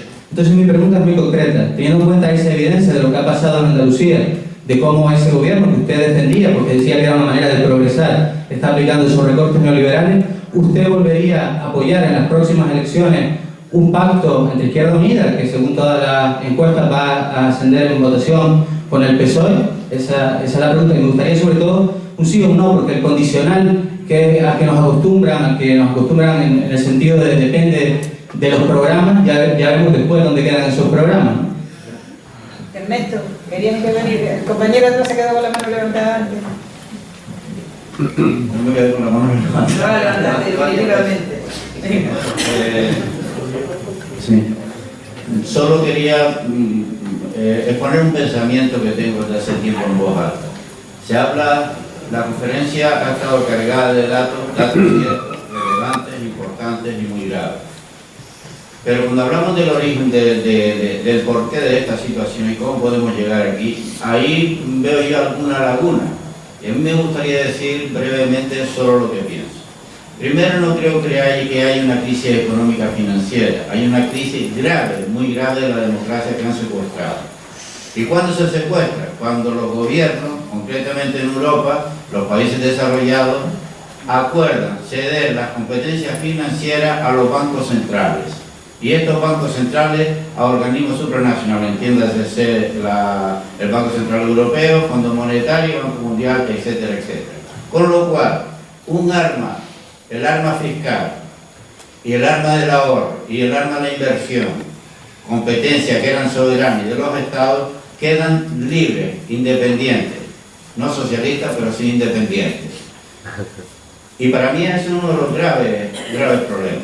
Con respecto a la deuda, es evidente que con la crisis del petróleo y la salida del valor oro contra valor del dólar, ha causado un boom financiero que es una verdadera burbuja, que en estos últimos años entiendo que se han concretado las burbujas inmobiliarias, pero que hay muchas más burbujas.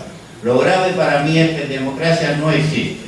Se trata de imponer un poder financiero, una plutocracia mundial, con todos los riesgos apoyados en las nuevas tecnologías, con todo su poder apoyado en las nuevas tecnologías, por un lado, y por otro lado, los estados que eran democráticos, que se consideran democráticos, como puede ser el mismo Estado español, están más latentes que nunca las teorías de Carl Schmitt sobre el derecho jurídico frente a los derechos políticos y sociales, que son los que estamos careciendo. Me gustaría solo que oír su opinión sobre esto que le acabo de decir, y también me gustaría añadir una cosa con respecto a las posibles soluciones. Esa independencia de los bancos centrales europeos es total, o sea, el Banco Central Europeo prestaría a un banco estatal coyunturalmente, pero el acuerdo es independencia total de los bancos centrales. Seguimos por aquí delante, faltaba alguien por aquí. Sí. Le ruego brevedad porque no va a tener tiempo Juan de contestar si no somos breves. Lo voy a intentar. Buenas noches a todos y a todas. Yo ya no necesito seguirle preguntando. Tiene libros, los he oído, etc. Yo desde aquí lo que quiero es aprovechar este espacio está bastante lleno para otras ocasiones, y lo que quiero es recordar que no hace mucho tiempo quisimos muchas personas promover un espacio de confluencia que se llamó y se llama, porque no la hemos enterrado, Otra Canarias Posible. Este espacio venía a ser la necesidad de que la ciudadanía en general confluyéramos en base a un programa de mínimos que, entre otros, usted lo ha ido señalando. Y es lo que quiero hacer aprovechando esta situación, ¿no? Hagamos posible un espacio de participación ciudadana general con un programa de mínimos, nada más. En la parte de acá no quedaba nadie. Sí. Solo una pregunta. ¿Cómo valora la situación, la vía islandesa, y en qué medida piensa que ese modelo es aplicable a la situación española? Terminamos ahí. ¿Otras palabras? Yo creo que no hay forma de contestar todo esto, ¿no? Pero bueno, voy a dejarle caer algunas cuestiones que me parece que son capitales. En primer lugar, la crisis que se inicia con la crisis financiera, la hipoteca basura, la crisis de la banca, etc., eso fue un producto de un genio maléfico que se salió de la botella. Son la causa o son el efecto de una decisión previa de agotamiento del sistema capitalista, por la famosa curva del beneficio decreciente. No fue que el propio agotamiento del sistema capitalista fue empujado a las actividades especulativas, o simplemente la ocurrencia de genio maléfico de especuladores que encontraron una fórmula terrible, encontraron una trampa, el juego del trilero con una variante. Yo creo que no. Sí, que la crisis bancaria, financiera, etc., es el efecto de una situación previa de agotamiento del sistema capitalista. Ya nadie invertía, estaba todo mercantilizado, estaba absolutamente agotado. No había beneficio, la economía productiva no ejercía beneficio. Por la curva famosa, la famosa curva que descubrió Carlos Marx. Entonces, seguramente habría otro que lo habría dicho antes que él, ¿no? Del crecimiento decreciente del beneficio. Una cosa.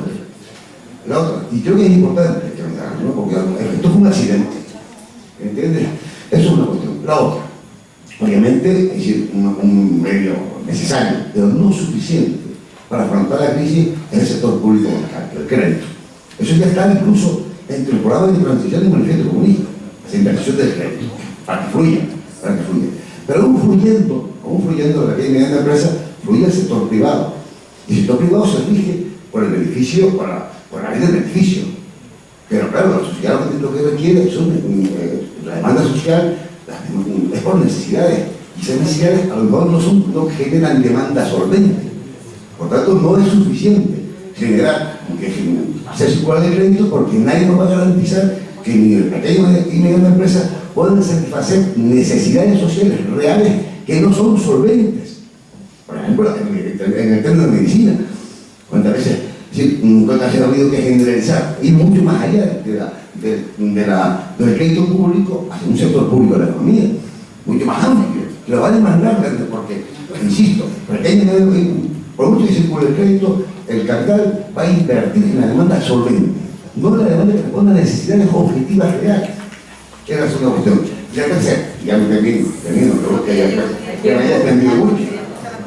Vale, yo termino. La última, tercera cuestión es que habría que ser muy burros para despreciar las conquistas reivindicativas de los movimientos parciales. Eso, en fin, hay muchísimas. Pero en fin, en España tenemos una gran tradición de movimientos que no se plantean el tema del poder político, sino el tema de la acción reivindicativa, histórico, movimiento anarquista, desde algo determinado. O sea que las luchas parciales, las reivindicativas, no pueden excluir ni menospreciar, ni ser perder de vista el horizonte de que el problema esencial, el problema fundamental es la cuestión del poder político, lo cual no descarta que se hagan todas esas luchas, como fueron las luchas contra la discriminación racial, la lucha de las mujeres, la modificación del Código Civil, pero la cuestión central es la cuestión del poder político. Bueno, voy a tratar de responder. La primera cuestión era sobre la dación en pago. Es una pena que tenemos muy poco tiempo. Yo estoy en contra de la dación en pago. Yo creo que es una fórmula errónea. La dación en pago simplemente significa que una persona que debe dinero a un banco que no puede pagar en un préstamo hipotecario deja de pagar y el banco se queda con la vivienda. Teniendo en cuenta que además el banco es el que ha puesto precio a esa vivienda, es injusto. Y yo estoy en contra de fórmula de la dación en pago, porque si lo digo es como, hombre, es preferible que uno tenga una muerte natural a una muerte con tortura, pero la dación en pago no garantiza lo fundamental, que es el derecho a la vivienda. Y lo que creo que tenemos que reclamar es el derecho efectivo a la vivienda. Y creo que ha sido un error plantear la dación en pago. Y creo, exagera el señor Gallardón cuando dice eso de 25 años, no sé qué y tal, pero sí es verdad que admitir con carácter retroactivo y ahora la dación en pago, sin más, primero, dejaría a la gente sin sus pisos, segundo, lo que haría sería crear, desde el punto de vista contable, unas pérdidas bancarias impresionantes. Y si no se cambia el régimen en general, pues los bancos lo que harían sería que a partir de ahora, cuando se dieran hipotecas con dación en pago, las cobrarían más caras. Entonces yo creo que hay otras fórmulas de defender el derecho a la vivienda. En los próximos días voy a sacar un artículo sobre eso y entonces pues creo que estará más claro. Evidentemente, si yo hubiera analizado aquí con más tiempo el periodo de la posguerra y todo el estado de bienestar, pues hubiera hecho mención a eso, al imperialismo, a la Unión Soviética y a otros factores más. Lo que pasa es que no los he analizado, ¿no? En mi libro Desigualdad y crisis económica creo que lo hago con bastante intensidad. Estoy completamente de acuerdo con el tema de la soberanía alimentaria. Lo que ha hecho el capitalismo en nuestros días es desarticular la base productiva y en realidad, con la apariencia de que es un capitalismo que produce mucho, lo que hace es que produce mucho para pocos, pero muy poco para muchos. Y entonces, efectivamente creo que una de las cuestiones principales es encontrar fórmulas de producción mucho más racionales, mucho más cercanas, mucho más baratas desde el punto de vista del uso de los recursos energéticos, ¿no? Y ya he señalado el papel tan extraordinariamente negativo que tiene la especulación financiera y el hecho de que por la tecnología, la propiedad, en definitiva, que es la clave del asunto, pues las grandes empresas multinacionales hayan no solamente eliminado la soberanía alimentaria, sino provocado el hambre que provocan. Yo creo que la deslocalización de la producción no es exactamente la causa. La deslocalización de la producción es la consecuencia. de gran parte de los factores que acabo de decir. Si a una empresa que se quiere deslocalizar se le obliga a pagar lo que ha recibido de los estados, la parte del beneficio correspondiente a la inversión pública que se ha hecho, la parte del beneficio que viene del capital social que han aportado las sociedades en donde ha estado, y si además se le controla los movimientos y si además se le impide que vaya a empobrecer a otros países porque allí hay un régimen fiscal internacional que lo grava, entonces la deslocalización no se produciría. La deslocalización se produce porque no hay normas a escala internacional, porque el negocio se plantea a nivel internacional y no hay una fiscalidad a nivel internacional, porque no hay una gobernanza a nivel internacional. O sea, la deslocalización no es la causa de los problemas, es una consecuencia más del tipo de capitalismo en el que estamos. ¿Cómo se puede vivir en un país con tanta corrupción? Precisamente el artículo que escribí el domingo pasado decía que un factor fundamental que está pasando en nuestra economía, en nuestra sociedad, es que se ha perdido la confianza. O sea, es que desde el rey abajo, pues imagínense ustedes, ayer puse yo en mi página web, o antes de ayer, que leí en el blog de una persona como Jaime Peñafiel, que ustedes lo habrán leído en la película, en la televisión esta y tal. Jaime Peñafiel dice en su blog que el rey Juan Carlos estuvo durante años cobrando 1 céntimo por cada barril de petróleo que venía de Oriente Próximo. Hombre, yo creía que era jefe de Estado, pero que ya estaba pagado.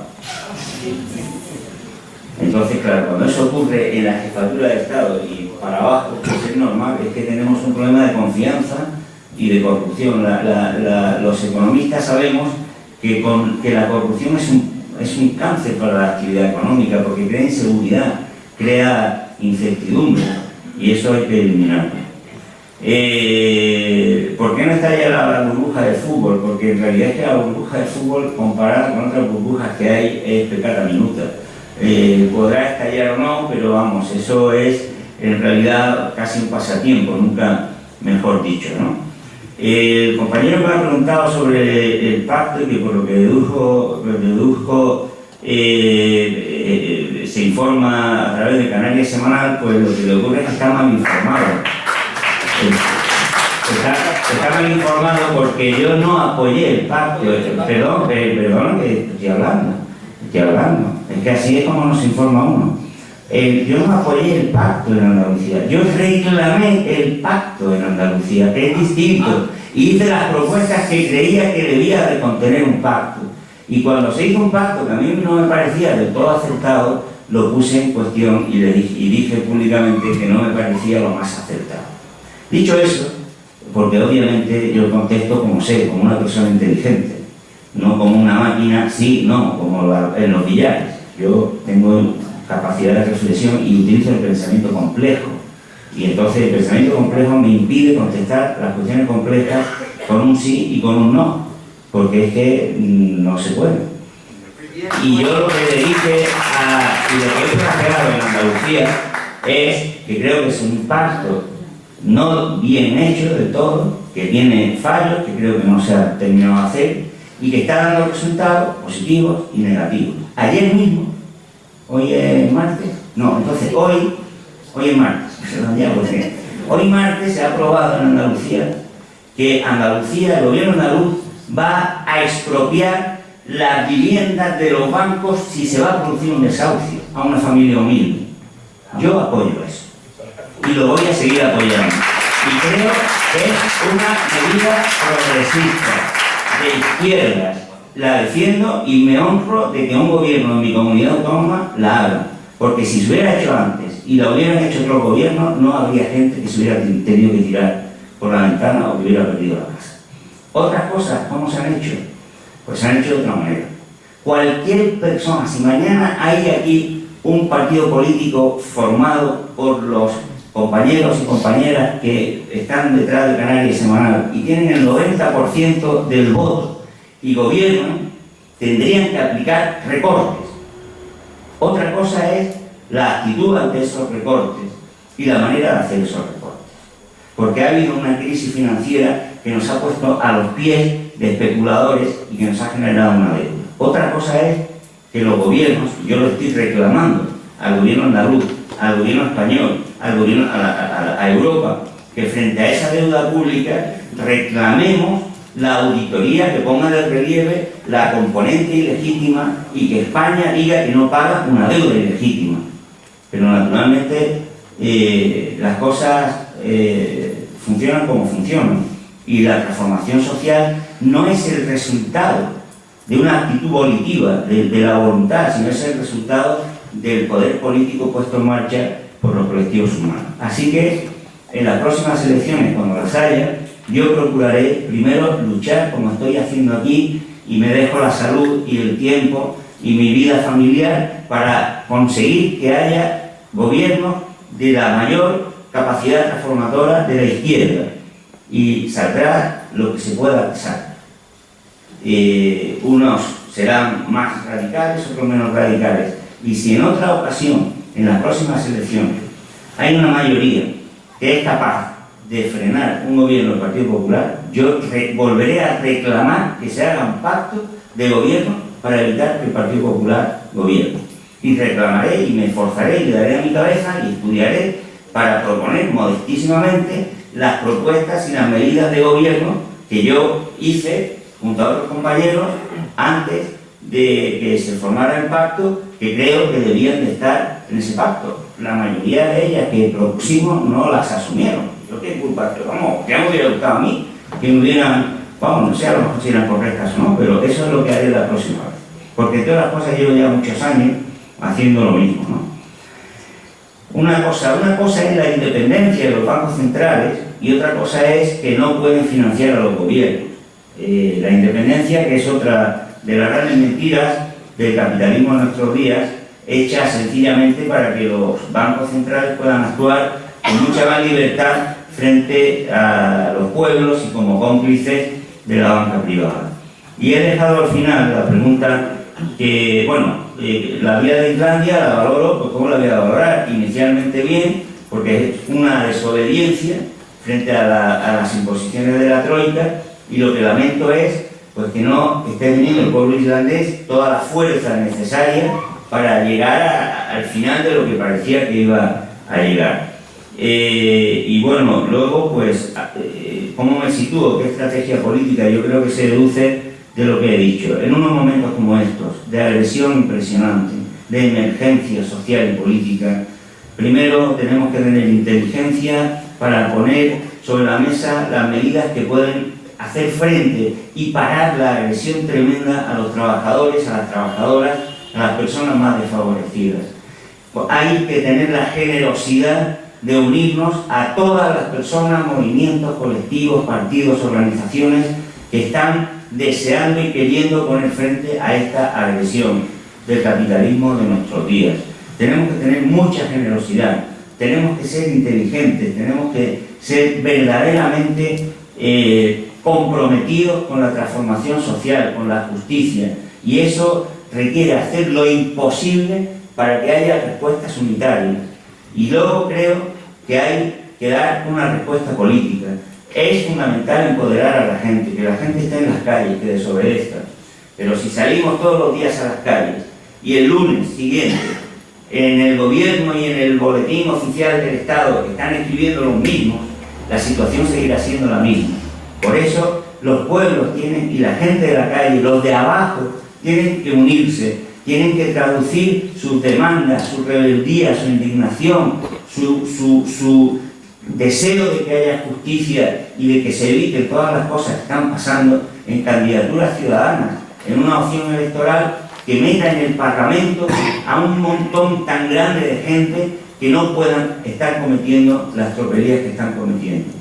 Esa es mi posición política. Yo creo que tenemos que lograr que en las próximas elecciones se vayan ya de una vez los que han cometido estos crímenes contra la sociedad y contra los pueblos y que se abra una ventana al aire nuevo, porque es el momento ya de decir que hasta aquí hemos llegado, y esa es mi posición política. Yo creo que todos y todas tenemos que hacer un esfuerzo muy grande, muy grande, muy grande para ir unidos, para ir de la mano, porque es una torpeza tan grande, nos debería avergonzar nos debería llenar de vergüenza a la ciudadanía que no hayamos sido capaces de frenar lo que está pasando.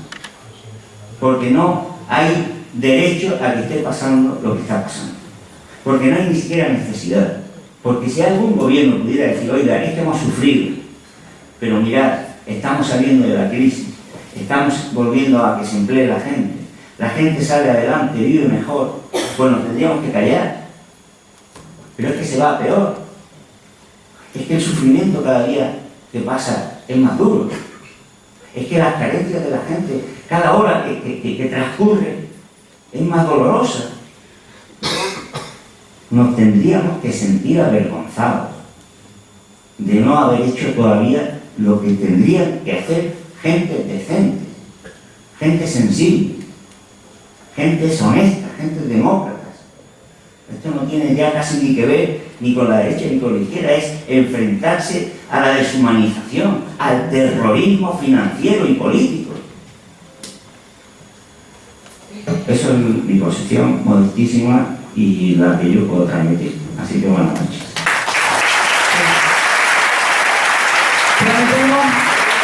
El vídeo se colgará a preguntar al compañero del fondo canariascorreteras.com, ¿vale?